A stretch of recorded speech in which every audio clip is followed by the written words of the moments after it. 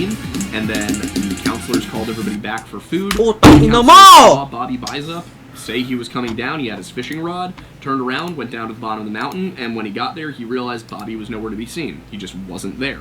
So they launched a search, and they could not find Bobby anywhere until eventually they found him several miles away, much higher up on the mountain, and all they found of him was his hearing aids, his some of his clothes, and fragments of his skeleton. They didn't find anything other than that.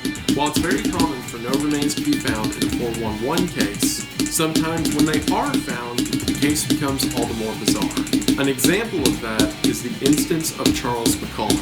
In 1974, an 18-year-old Charles McCuller was known for taking hiking trips throughout the northwest United States.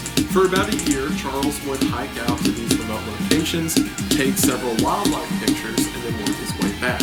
He was rather experienced, as is common with several 411 cases, and it wasn't uncommon for him to spend a few days by himself in the mountains before returning to civilization. So in 1975, when a 19-year-old Charles told his friends that he was going to hike to the Crater Lake National Park in Oregon, they didn't think much of it. That was until Charles didn't return for 3 days when he was only supposed to be gone for 2.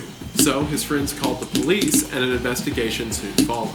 After performing an investigation, it seems the last person to see him alive was a park ranger who gave him a ride on January the 30th. That park ranger dropped Charles off at the trail he intended to follow.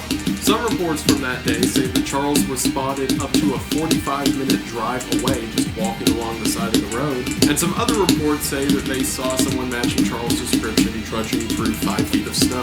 However, the only one that can be confirmed is again that park ranger's testimony of taking him to the trailhead. A massive search was mounted for Charles, however it was made difficult to do any searching because of 12 feet of snow recently left by a snowstorm. Not only that, but after the case began, for some reason, the FBI became involved. The FBI only involves themselves with cases if a kidnapping or foul play is suspected. However, at this time in the investigation, it was just a guy who took too long to be on a hiking trip.